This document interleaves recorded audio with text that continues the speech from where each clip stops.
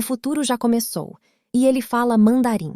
Bem-vindo e bem-vinda ao seu ponto de encontro com a vanguarda tecnológica. Das super apps aos algoritmos que moldam o amanhã. Aqui, nós desvendamos o ecossistema de inteligência artificial da maior potência digital do planeta, a China. Conecte-se hoje com a China do futuro.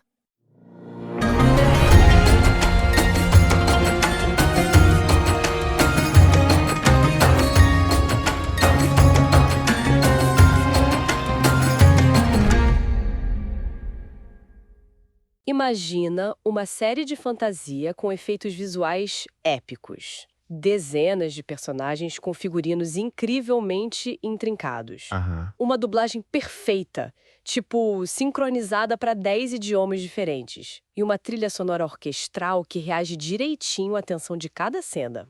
Um projeto de anos, no modelo tradicional, né? Pois é. Agora tenta conceber que todo esse pacote audiovisual não levou 3 anos para ser feito.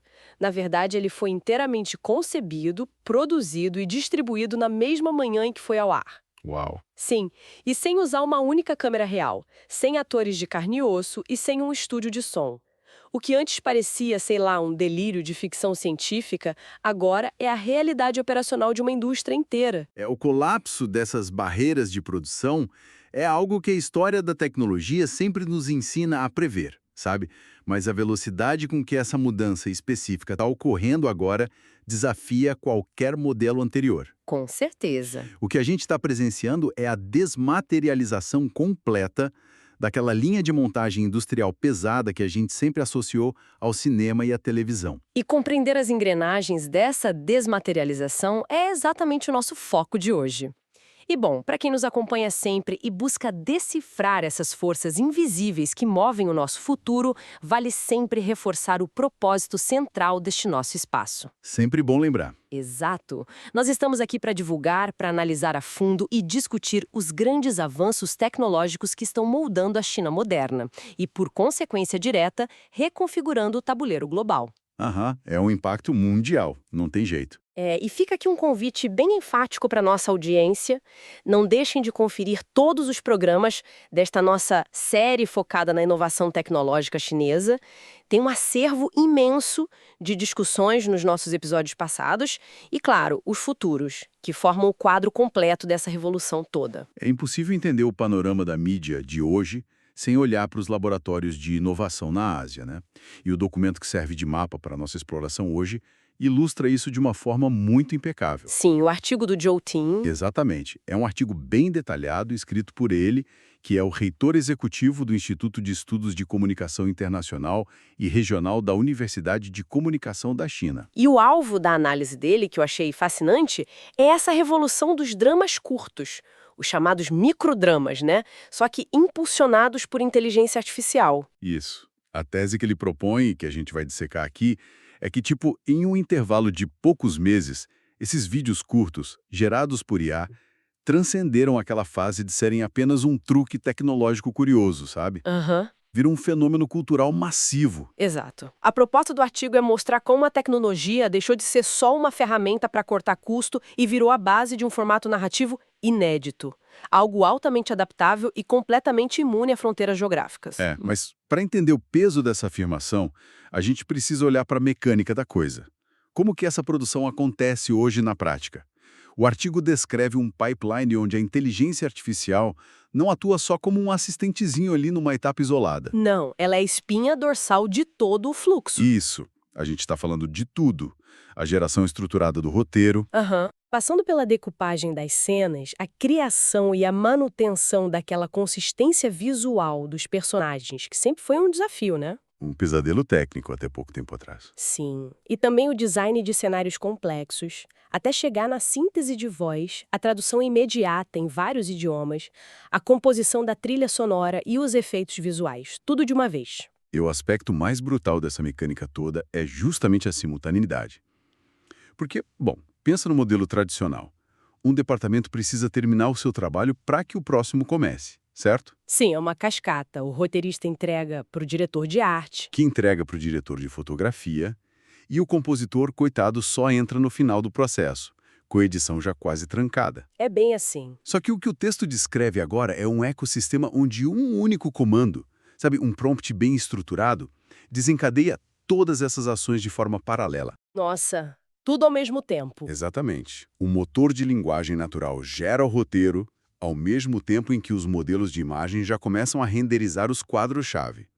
E a IA de áudio já sintetiza as falas baseadas na emoção do texto. Quer dizer, aquela fricção temporal e financeira é reduzida a praticamente zero. Zero. O custo de testar uma ideia narrativa complexa passa a ser só o custo computacional de rodar os algoritmos por alguns minutos. Cara, tem uma imagem mental que eu acho que ajuda muito a materializar o que isso significa para quem está ouvindo. Bom. O que o Joey Ching está descrevendo é essencialmente o equivalente a você ter um estúdio de Hollywood inteiro, completo, com diretores de arte premiados, engenheiros de som, uma equipe de dublagem global capaz de falar qualquer idioma do planeta fluente.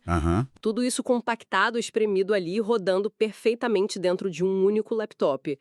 É um nível de empoderamento individual que a gente simplesmente nunca viu na história da arte. É assustador e incrível ao mesmo tempo.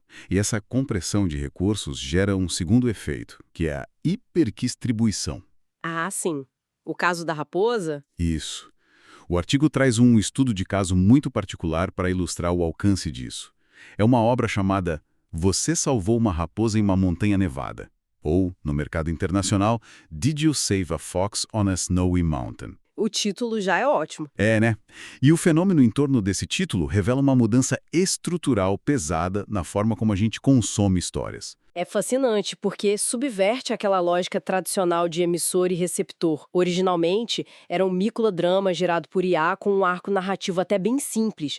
Mas por causa dessa ausência de fricção na produção que a gente acabou de discutir, o vídeo não foi apenas assistido. Ele foi apropriado. Exatamente. Apropriado. O autor descreve isso como uma sensação multiplataforma que virou tipo um meme cultural. O formato provou que é inerentemente moldável. A audiência pegou a premissa inicial e começou a usar as mesmas ferramentas de IA para gerar ramificações da história. Sim, diferentes usuários criando finais inesperados, expandindo o universo daquele microdrama original para lugares que o criador inicial jamais teria imaginado, sabe? Isso lembra muito a lógica do desenvolvimento de software de código aberto, né? Nossa, sim, total. No mundo da programação, um desenvolvedor cria um código base e coloca lá no GitHub. E aí, outros programadores vão lá, fazem um fork, ou seja, copiam o código e modificam, adicionam recursos, eles criam versões alternativas. O que a gente está vendo com esses dramas curtos por IA é o forking da narrativa. Forking da narrativa. É o termo perfeito. A história original da Montanha Nevada virou só um código-fonte. Qualquer pessoa, em qualquer lugar, pode pegar essa estrutura, rodar no seu próprio estúdio no laptop e recompilar a história. Com um novo final, um novo vilão, ou até contando tudo sob a perspectiva da própria raposa. A tecnologia simplesmente pulveriza a barreira entre quem consome e quem cria. A analogia do código aberto ilustra isso muito bem. A história deixa de ser um produto cristalizado e fechado. Ela vira uma infraestrutura maleável. A inteligência artificial fornece a gramática, é um motor de renderização e o público entra com a variabilidade criativa. Mas é justamente aqui que eu preciso jogar um pouquinho de ceticismo nessa nossa conversa. Opa, vamos lá. Toda essa narrativa sobre empoderamento e ausência de barreiras soa muito utópica. Mas a realidade do comportamento humano na internet geralmente nos ensina o contrário, né? Onde você quer chegar? Bom, pensa comigo.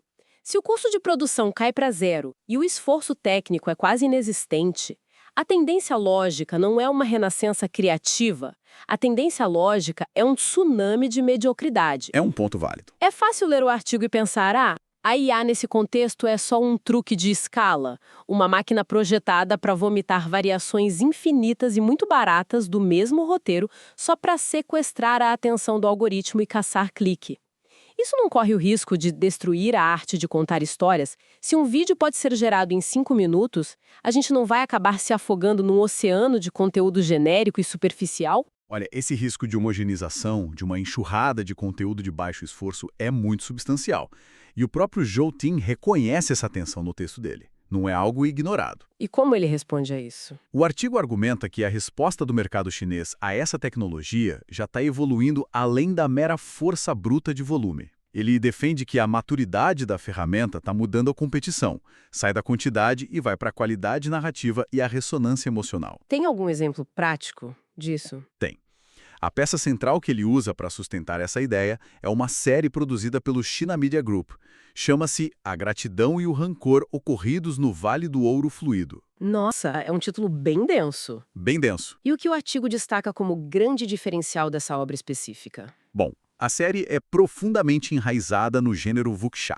Aqueles clãs antigos, códigos de honra super estritos e aquelas coreografias de combate que meio que desafiam a gravidade. Sim, visualmente é incrível.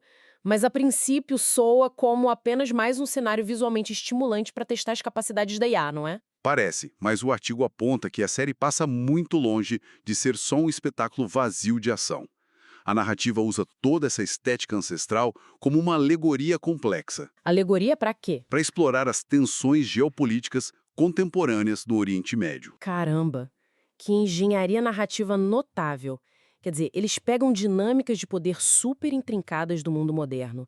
Alianças cambiantes, conflitos por recursos, toda essa diplomacia internacional sob tensão, e codificam isso na roupagem de clãs de artes marciais num vale fictício. Exatamente isso. O grau de abstração necessário para fazer essa metáfora funcionar, sem parecer panfletário ou confuso, deve ser gigantesco. E o autor argumenta que o triunfo da série está justamente na capacidade de transformar essas questões densas numa narrativa rica e cheia de metáforas facilmente decodificáveis pelo público. Genial. E a bússola temática dessa obra, segundo o texto, é um conceito clássico da filosofia chinesa, a mensagem atemporal de que o verdadeiro valor marcial, a força definitiva de um guerreiro, não está na aniquilação do inimigo. Tá na contenção, né? Isso, na capacidade de contenção, na preservação da harmonia e na busca por equilíbrio.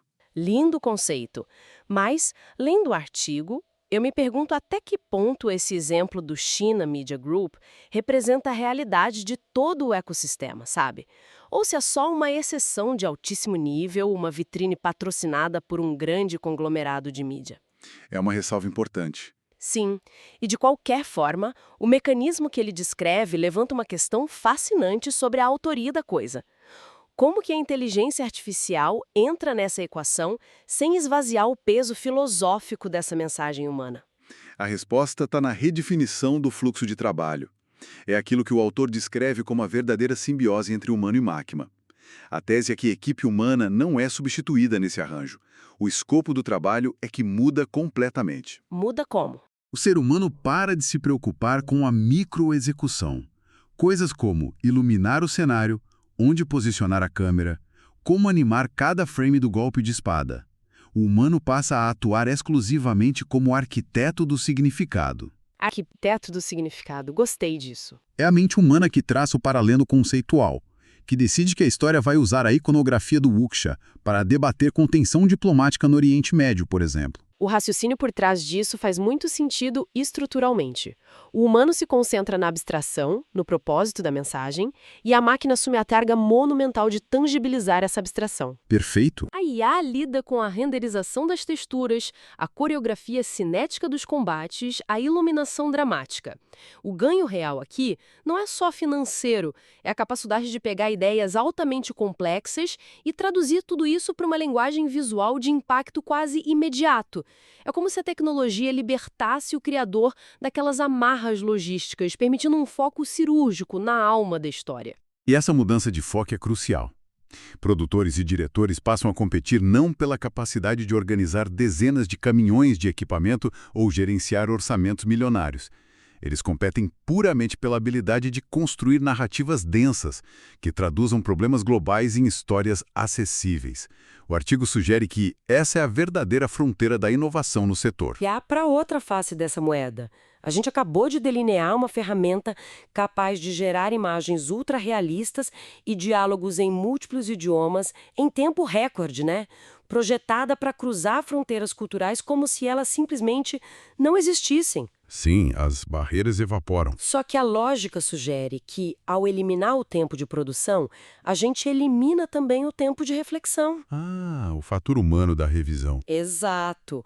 Na indústria audiovisual tradicional, se um estúdio insere um elemento culturalmente ofensivo ou, sei lá, desastroso no roteiro, tem camadas e mais camadas de checagem. Advogados, consultores culturais, diretores. Sim. Centenas de profissionais de diferentes departamentos leem, visualizam e questionam o material ao longo de meses antes de estrear. Agora, num fluxo gerado por IA, que vai do prompt para a distribuição global em questão de horas, o potencial para incidentes interculturais catastróficos deve ser estratosférico. E o texto não ignora esse cenário. Pelo contrário, o autor dedica uma porção muito significativa da análise dele a descrever esse ambiente como um novo Velho Oeste. Boa definição. Tem perigos operacionais imediatos detalhados ali. Tipo, as disputas sobre a legalidade dos dados massivos usados no treinamento das IAs, o desafio imenso de atestar a originalidade do conteúdo, mas o ponto de atenção máximo cai exatamente sobre esses riscos interculturais em escala global que você mencionou. Até porque a própria natureza da IA agrava esse risco.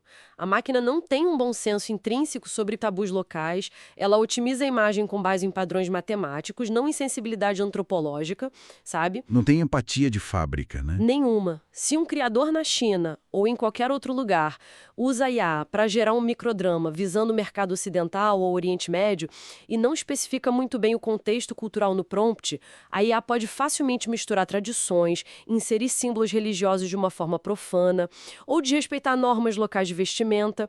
O resultado não é só um vídeo que fracassa. O Zhou Ting aponta que isso gera crises significativas de reputação internacional para as plataformas. E o nível de granularidade exigido para operar narrativas globais assim é imenso. Crenças locais, passados políticos recentes, sutilezas na linguagem corporal gerada pela IA, tudo isso vira um campo minado enorme. E como a distribuição é algorítmica e instantânea, o estrago é feito antes que qualquer moderação humana possa intervir. O que levanta o grande dilema da inovação contemporânea. A tecnologia sempre avança num ritmo que a legislação governamental simplesmente não consegue acompanhar. A lei é lenta por design, enquanto a IA atualiza os modelos dela, semanalmente. Toda semana tem coisa nova. Pois é. Lendo os exemplos do autor, me pergunto como o ecossistema chinês, que é pioneiro nisso, está tentando colocar diretrizes de contenção nesse trem-bala.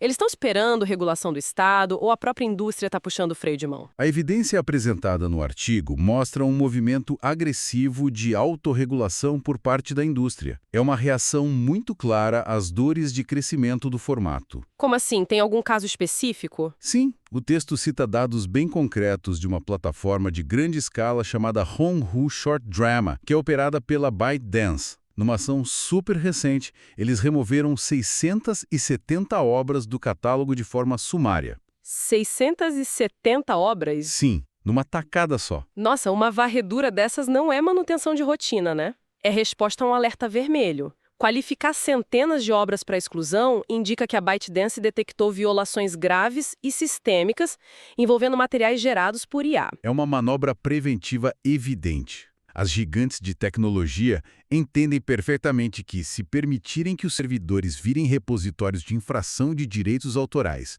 ou incidentes interculturais, os órgãos reguladores vão intervir com medidas muito mais draconianas. Com certeza. Excluir essas obras é uma forma de demonstrar conformidade ativa com as normas legais antes que o problema exploda de vez. A ação da Hongku ilustra exatamente esse esforço de estabelecer marcos de conformidade. Mas o Zhou Ting argumenta que a regulação legal ou punitiva sozinha é insuficiente para garantir o amadurecimento artístico do formato. E é aqui que ele introduz uma variável inesperada nesse debate. Qual? O papel essencial da mídia tradicional nessa nova era impulsionada por algoritmos. A mídia tradicional. O reflexo inicial da gente costuma ser imaginar que os veículos convencionais seriam atropelados ou ficariam obsoletos por esses criadores independentes armados com IA. Exato, mas a perspectiva do texto é outra. O autor aponta que organizações de mídia consolidadas estão assumindo a função de guardiões da qualidade. Ah, faz sentido. Enquanto o mercado aberto sofre com aquela proliferação acelerada e com a homogeneização do conteúdo por causa do uso preguiçoso dos prompts, Os veículos convencionais estão estabelecendo o padrão ouro para a produção ética e sofisticada. É uma estratégia muito inteligente. Num oceano de vídeos infinitos gerados sem muito rigor, a credibilidade institucional vira o maior diferencial, né? O artigo sugere que a grande mídia está usando a força produtiva da IA, mas filtrada pelas camadas editoriais pré-existentes deles. Exatamente. Eles garantem que a tecnologia seja usada para aprofundar o engajamento com o público de maneira criativa, com roteiros cheios de suspense, sagacidade e um valor de produção inquestionável, mas sem sacrificar as bússolas éticas e culturais. Eles usam a IA para amplificar a profundidade, não só para escalar aquele volume cego de conteúdo. Isso, e essa atuação serve como um freio moral e um catalisador de qualidade. Eles comprovam que a tecnologia atinge o potencial máximo quando é submetida a um forte crivo editorial humano. Isso ajuda a elevar a barra para todo o resto do ecossistema, sabe? E mitiga aquele mar de superficialidade que a gente temia lá no começo da conversa. A arquitetura desse raciocínio todo construído pelo Zhou Tin conduz a gente, de uma maneira quase circular, de volta à lição daquele drama Uksha. A obra sobre contenção. Sim, a obra inteira serve como um microcosmo da própria inteligência artificial. Quando a gente analisa todos os pontos levantados hoje, a velocidade de reescrever a linha de montagem, a capacidade de gerar obras de alcance global, os riscos de incidentes culturais, a necessidade de regulação, a grande conclusão transcende a análise puramente técnica. A mensagem central espelha bem a filosofia do Vale do Ouro Fluido. O auge do poder, seja nas artes marciais ou no processamento de redes neurais gigantes, não está na exibição da força bruta, ou na capacidade de gerar vídeos ininterruptamente. O verdadeiro valor reside, de forma irônica até, na contenção com que essa ferramenta hiperpotente é utilizada e no propósito ao qual ela serve. A força computacional de renderizar luz e sombra em tempo real não significa nada sem a intenção prévia. A pedra fundamental, o alicerce absoluto de qualquer produção, continua sendo a construção de uma história humana, carregada de emoção autêntica. A inteligência artificial é só a ponte. Uma facilitadora capaz de permitir que a intenção criativa humana destrua as barreiras linguísticas e logísticas, alcançando um público global com uma ressonância que a humanidade jamais presenciou. Compreender essa hierarquia onde a intenção humana dita a direção e a máquina só pavimenta o caminho vai ser o diferencial definitivo entre as produções que vão definir a cultura global das próximas décadas e aquelas que vão se perder como ruído estatístico na internet. É um ótimo resumo do cenário atual. E é uma constatação muito contundente para encerrarmos a nossa exploração de hoje. A aceleração brutal desses avanços na China e no mundo exige que a nossa capacidade de análise crítica acompanhe o mesmo ritmo. Por isso, reforço o convite para quem nos ouve. Acessem, assistam e explorem todos os episódios dessa nossa série sobre a inovação chinesa e os impactos dela. O nosso compromisso aqui é decodificar essas transformações todas e oferecer a profundidade que essas pautas merecem. Explorar os desdobramentos de uma tecnologia tão basilar sempre levanta reflexões muito mais complexas do que as soluções que ela apresenta de cara. Com certeza. E é exatamente com uma dessas reflexões que eu quero encerrar nossa imersão de hoje. Um pensamento provocativo que deriva do que a gente discutiu. Se a IA, na sua versão mais refinada, alcançar a habilidade perfeita de analisar os códigos culturais de todo o planeta, se ela conseguir traduzir e readaptar instantaneamente a carga emocional de uma narrativa intensamente local, digamos, os conflitos morais daquele esgrimista num vale na China, de modo que um espectador no Oriente Médio ou no interior do Brasil compreenda a história sob os seus próprios referenciais visuais, o que vai acontecer a longo prazo com a definição de identidade local nas histórias que a gente conta? Seria esse o começo de uma era de empatia global, unificada, capaz de traduzir a dor e a alegria de qualquer povo instantaneamente? Ou será que, no processo de adaptar perfeitamente cada obra para a zona de conforto cultural do espectador, a gente corre o risco de lixar as arestas fundamentais, apagando as idiosincrasias que tornam a cultura humana tão espetacularmente diversa? É uma encruzilhada que a tecnologia acaba de colocar diante de nós. E fica a reflexão para quem acompanha a gente. Muito obrigada pela companhia hoje e até o nosso próximo encontro.